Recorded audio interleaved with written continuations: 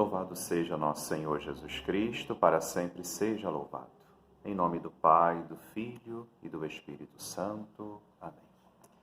Vinde, Espírito de Deus, iluminai nossos corações e nossas mentes, para que possamos acolher a vossa vontade em nossa vida e que todas as nossas atitudes, nossas ações, sentimentos, tudo aquilo que faz parte da nossa vida, comece em Deus e em Deus termine. Amém. Vamos mais uma vez relembrar aqui o objetivo geral, então, das diretrizes gerais da ação evangelizadora da Igreja no Brasil para os anos de 2019-2023, documento esse que estamos agora estudando.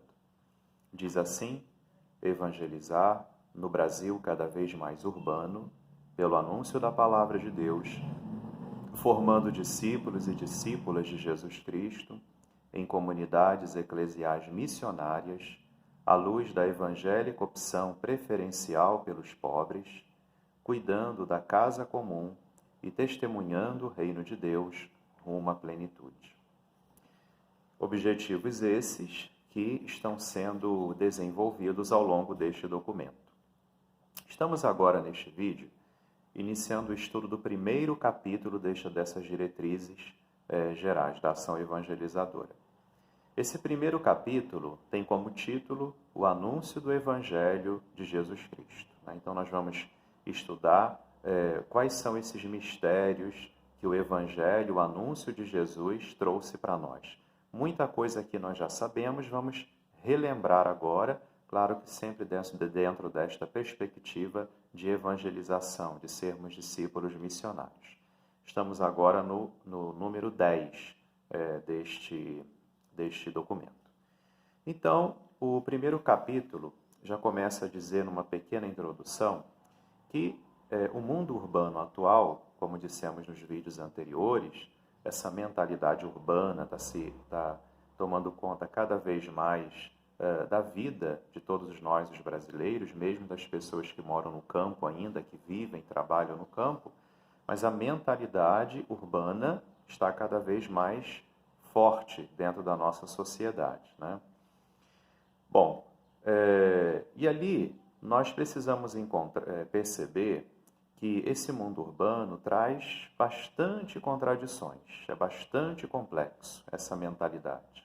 Porém, há também muitos espaços para acolhermos neste mundo urbano a presença de Deus. Portanto, temos ali espaço aberto para a vivência do Evangelho.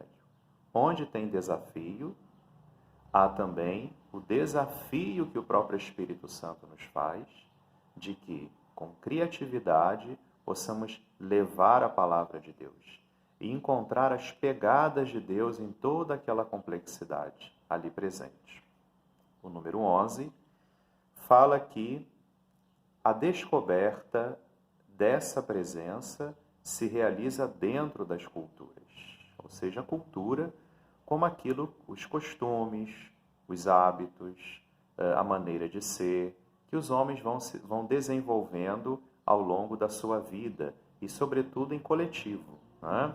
Então, existe a contribuição das várias culturas aí para o mundo. Por isso que a gente fala de uma cultura brasileira, uma cultura europeia, mas ao interno do próprio Brasil existe, por exemplo, expressões culturais próprias do povo do Nordeste, do povo do Sul, do povo do Norte, do Centro-Oeste, do Sudeste, né? Talvez uma cultura própria que nos identifica como brasileiros, mas devido ao nosso país ser um país com dimensões continentais, existe também uma complexidade de várias culturas que vão identificar uma determinada localidade também como produto do próprio homem que vai se realizando, que vai se construindo, né? Então, é preciso encontrar Deus presente nessas várias culturas, né, que compõem o mundo, toda essa complexidade de hoje. E dentro disso tudo, claro que a igreja tem um papel muito grande, porque a igreja, perita como ela é em humanidade, em compreender o homem, em compreender a sociedade, a igreja sempre busca o quê? Escutar as angústias, compartilhar as alegrias, compreender as mentalidades e interpelar os contravalores dessa cultura. A igreja não é aquela que está fechada às várias culturas. Ela também se deixa interpelar, mas ela também tem que interpelar o mundo cultural, por exemplo, de hoje, diante também dos seus contravalores, né? Mas também procura ouvir com paciência, com amor de mãe, os anseios das próprias pessoas, das próprias culturas, suas perguntas, seus anseios, seus medos, né? E escuta para poder, à luz da fé, levar essa resposta da esperança, que é a resposta do próprio Evangelho.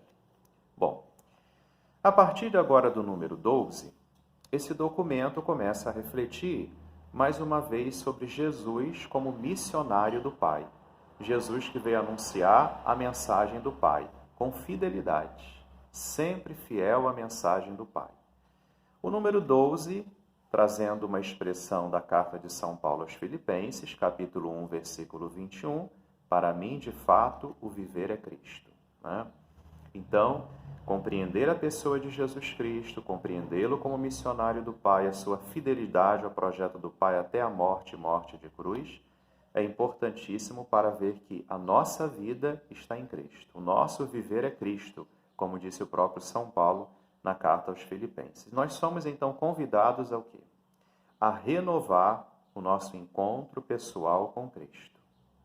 Esse encontro pessoal com Jesus deve ser renovado todos os dias, né?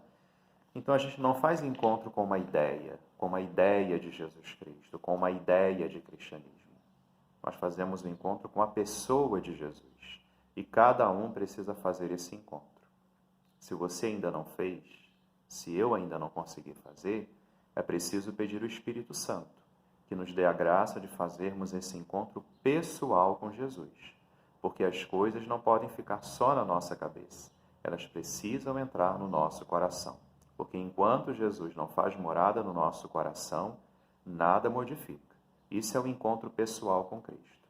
E fazendo o encontro pessoal com Cristo, né, é uma pessoa, o meu amigo, o meu Deus, precisamos também tomar uma decisão. Que decisão é essa? De nos deixarmos também encontrar por Ele. Porque o primado, a primeira iniciativa é sempre de Jesus. É Ele que primeiro vem a nós. Então esse encontro pessoal com Cristo não é só do nosso esforço. Ele parte da graça de Deus. Então pedir o Espírito Santo que nos dê a graça de nos abrirmos para Deus e permitir que Ele venha ao nosso encontro. E a partir do momento que Ele vem ao nosso encontro, nós temos capacidade de ir ao encontro dele. E o número 13, continuando a refletir sobre esse tema, diz que quando a gente pensa no anúncio de Jesus, nós devemos lembrar que Jesus sempre anunciava o quê? O reino de Deus. O reino de Deus era o centro da vida e da pregação de Jesus. Se nós lermos os 3 evangelhos, chamados evangelhos sinóticos, né, o evangelho de Mateus, Marcos e Lucas, vamos perceber de fato que o centro da pregação de Jesus, da sua vida, era anunciar o reino de Deus. Ele veio anunciar o reino do seu Pai para o mundo. Essa era a missão de Jesus Cristo. Diante disso, nós devemos entender que nós somos chamados a fazer parte do reino de Deus. Mas nós vamos fazer parte do reino de Deus não porque merecemos. Não é algo merecido, mas é um dom. O reino de Deus é um dom para nós. O dom significa o quê? Um presente. Ele nos dá gratuitamente. Não é porque eu me esforço para, como se eu pudesse, com as minhas obras, merecer as coisas, que eu tenho o direito de ter o reino de Deus. De minha parte, eu vou sempre lutar para conseguir viver o reino de Deus, é claro. Mas eu vou saber sempre que nunca vai ser algo merecido, né? O reino de Deus é um dom, é gratuito. Ele me é dado por dom, por misericórdia, né? Então, eu tenho que pedir ao Espírito Santo, me lembra o número 13, de me abrir, né? Me abrir e ajudar também o mundo a se abrir ao ingresso de Deus dentro dessa cultura, desse mundo, trazendo o reino de Deus. Que abertura é essa? Abrir-me à verdade, abrir-me ao amor e abrir-me ao bem. Deus é o Deus da verdade, é o Deus do amor, é o Deus do bem. Porque Ele é a própria verdade, Ele é o próprio amor e Ele é o próprio bem. E aí, passando para o número 14, lembra que Jesus Cristo, nós devemos fazer um encontro pessoal com Ele. Esse Jesus Cristo que fazemos o encontro não com uma ideia, mas com aquele que mudou a nossa vida.